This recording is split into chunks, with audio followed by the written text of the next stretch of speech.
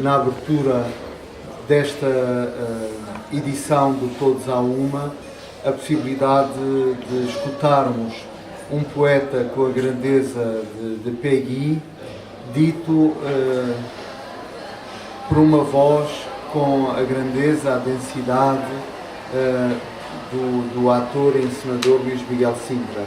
Agradecemos muito a generosidade do Luís Miguel de partilhar connosco nesta hora, nestes 15 minutos de almoço, um trecho da leitura deste livro-poema e dizer-lhe que o escutamos sempre com muita emoção, porque a forma como ele lê o texto também é um modo de o revelar mais profundamente.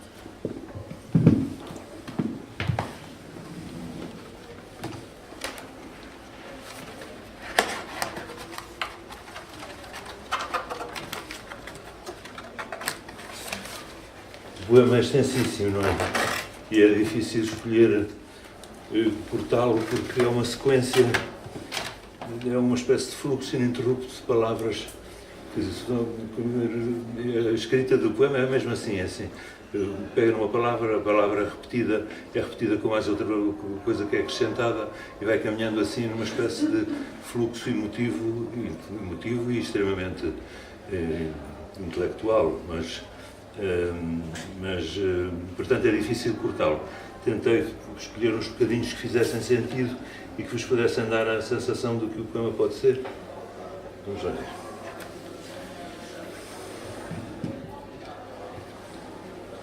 Devo dizer-vos que exige uma tranquilidade, não é que eu tenho neste momento.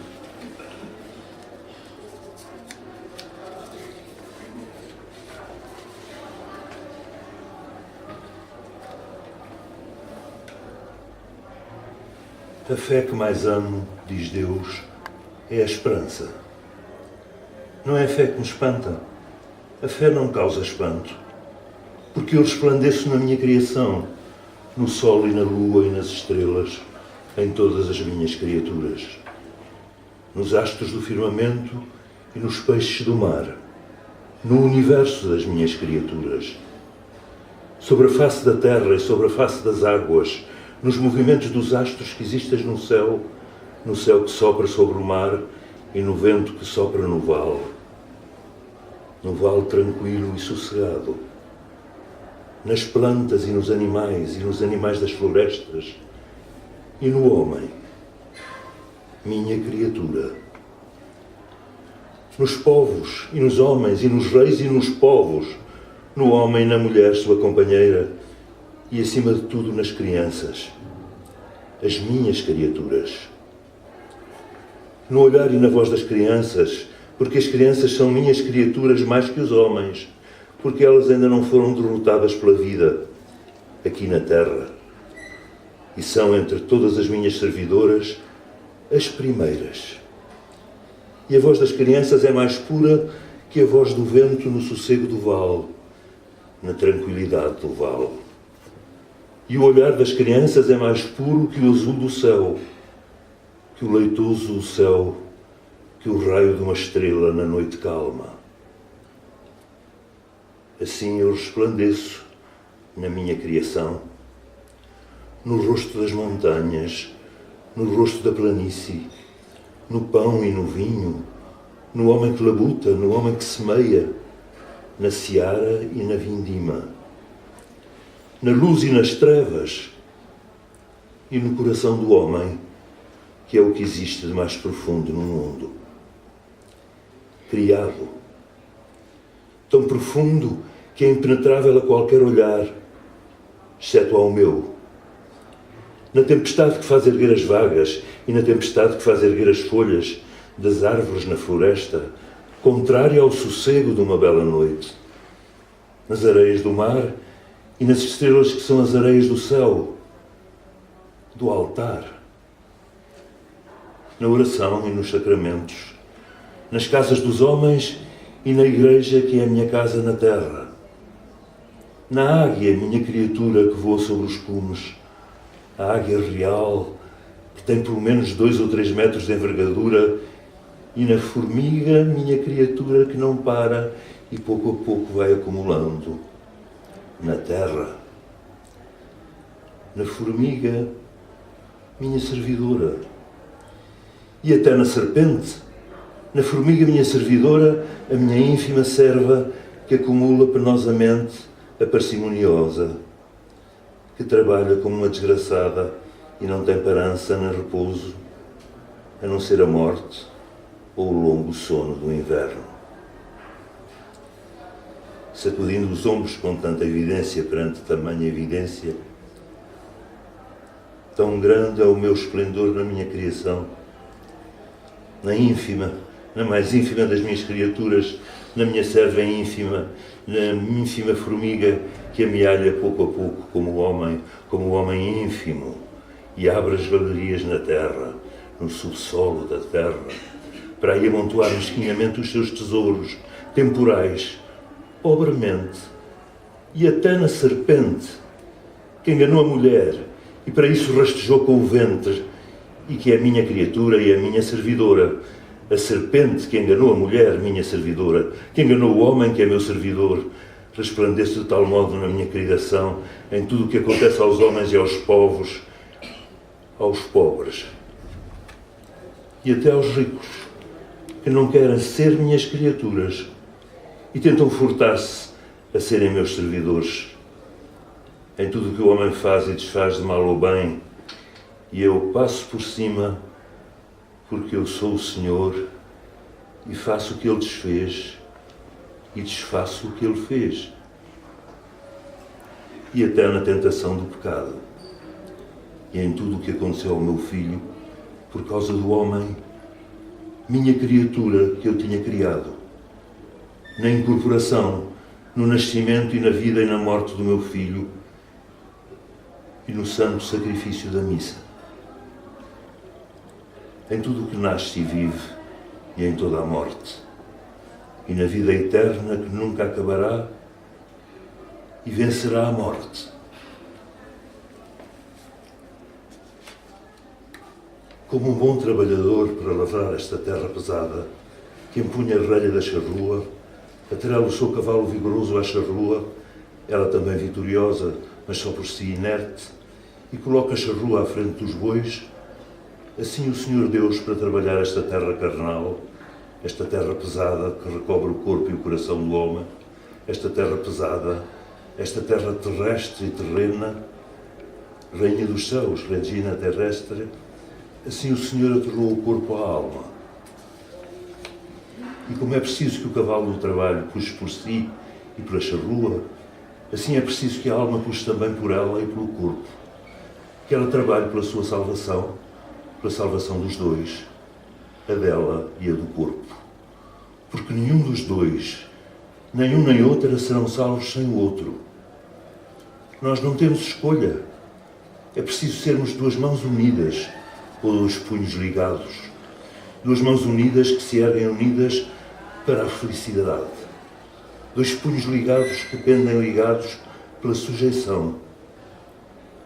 Nem as mãos serão separadas, nem os punhos serão desunidos, porque o próprio Deus ligou o mortal ao imortal e ao morto que ressuscitará. Eis o que os anjos, meu filho, desconhecem. Quero eu dizer, eis o que eles nunca experimentaram, o que é ter esse corpo, ter essa ligação com o corpo, ser esse corpo, ter essa ligação com a terra, com esta terra, ser esta terra, a lama e o pó, a cinza e o lodo da terra. O próprio corpo de Jesus. Por isso a alma não deve trabalhar apenas para ela. É preciso que ela não trabalhe apenas para si, mas que trabalhe também pelo seu servidor, corpo. Como o homem rico que pretende atravessar uma ponte, ele paga ao portageiro que tem uma guarita à entrada da ponte. Paga uma moeda por ele e também uma moeda pelo criado que o segue. Assim é necessário que a alma pague pela alma e pelo corpo. É preciso que a alma trabalhe pela alma e pelo corpo, porque ela, a alma, é sempre o homem rico e ele o pobre corpo. Por muito que fizer, por muito que disser, com todo o seu orgulho, não será mais que uma pobre criatura e nunca terá razão. Mesmo quando tem razão. sobretudo quando tem razão.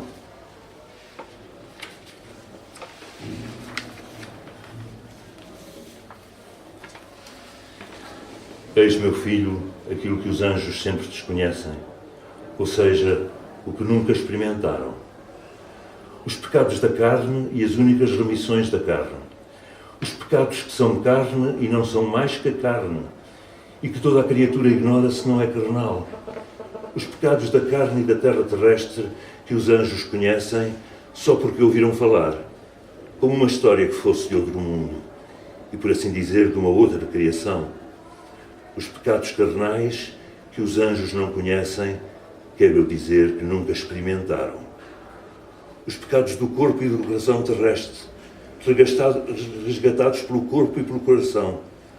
Os pecados da carne e do sangue, resgatados pela carne e pelo sangue. Os pecados terrestres, os pecados terrenos, os pecados da gleba e da terrestre da terra. O primeiro pecado carnal, quando de súbito o sangue vos sobe e vos bate nas têmporas num acesso de cólera, num momento de cólera, o pecado da cólera. O segundo pecado carnal, meu filho, o maior pecado que caiu sobre o mundo, quando o sangue se abre sobre o coração, o pecado do desespero. E no caminho do desespero, meu filho, a maior tentação que abateu sobre o mundo, quando o sangue estremece e enlouquece o coração, a maior tentação carnal, a verdadeira tentação, a tentação da mortal inquietação. Quando o próprio pastor tem medo e estremece no seu coração, por ter que condenar, que perder, que deixá-la perdida.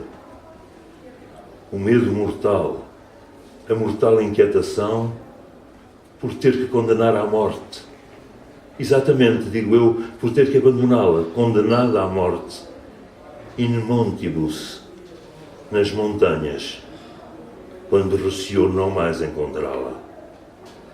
De ser forçado a deixá-la perdida na noite de uma morte eterna.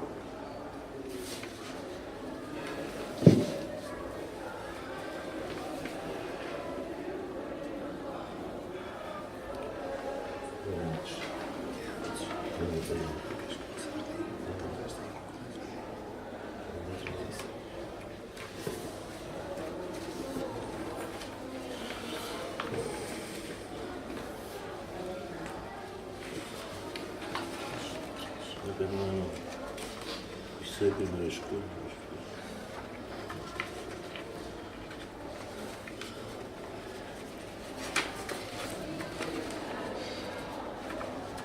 Não é 37, 36, 35.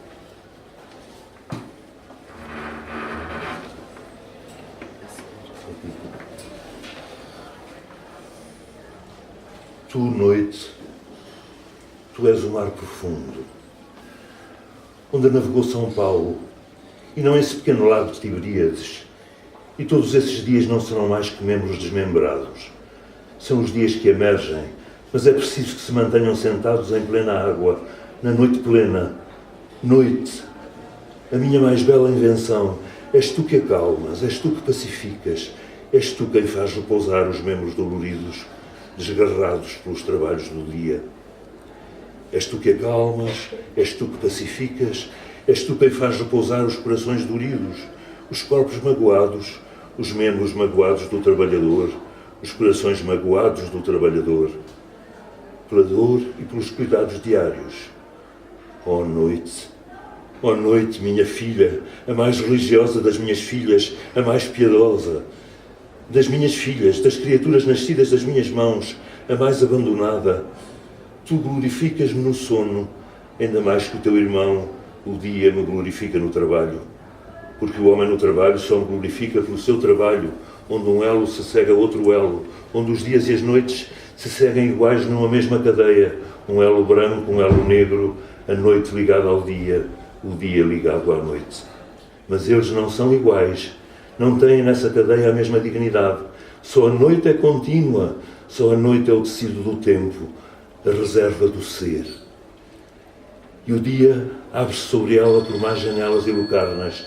É o dia que rompe, é o dia que se abrem pobres dias de sofrimento, é o dia que rompe e os dias são como ilhas no mar, como ilhas interrompidas que interrompem o mar, mas o mar é contínuo, e são as ilhas que falham.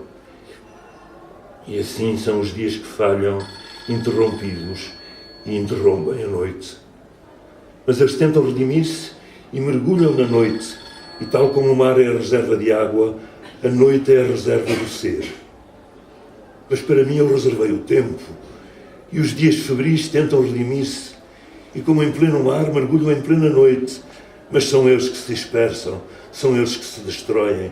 Os dias são esporádicos, e a noite é o pleno mar, onde navegou São Paulo, e a margem que desce da noite para o dia é sempre uma margem que sobe, uma margem abrupta, e a margem que sobe do dia para a noite é sempre uma margem que desce em plena noite.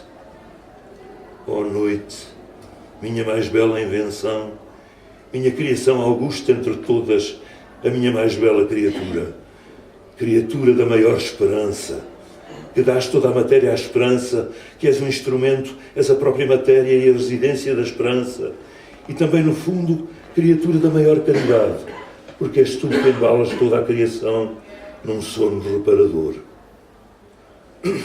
Como se deita uma criança no seu berço, como a mãe a deita, como a mãe se inclina, como a mãe a beija, sem medo de acordá-la, ela dorme tão bem.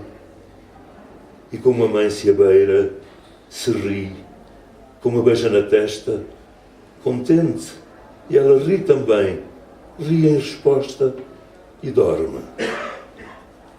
Assim, ó noite, mãe dos olhos negros, mãe universal, e no sono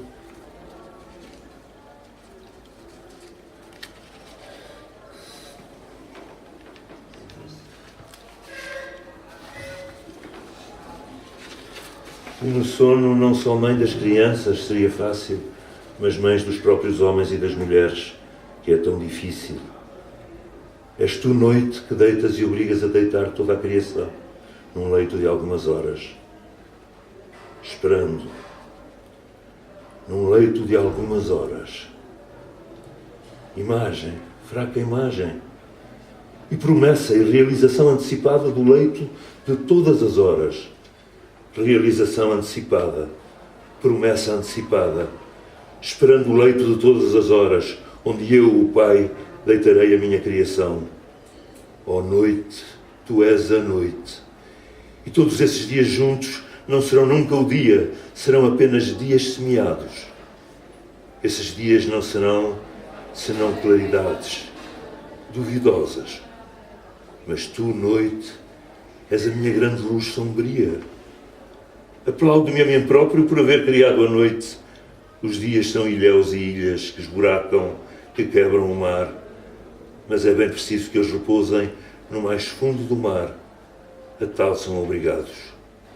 Vós, dias, assim vós sois forçados, é preciso que repousem no profundo da noite. Tu, noite, tu és o mar profundo onde navegou São Paulo, e não esse pequeno lago Tiberíades. E todos esses dias não serão mais que membros desmembrados.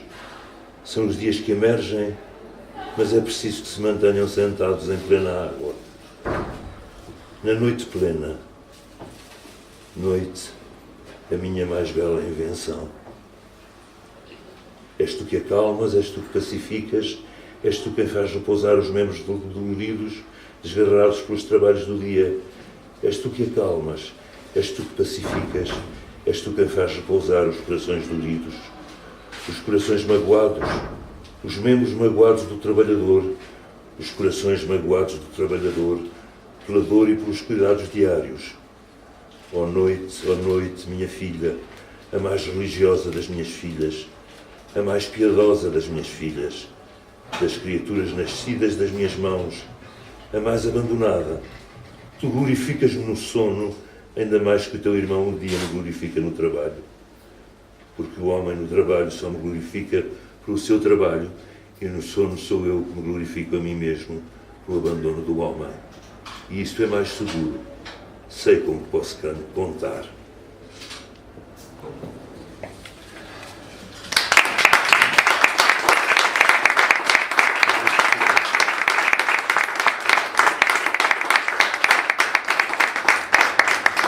E acho que há, sobretudo, esta ideia de que tudo faz parte da esperança, o negativo e o positivo, acho que é uma coisa fantástica. Nunca vi, assim explícito, tão explícito como o pecado pode ser integrado na esperança. É uma coisa lindíssima.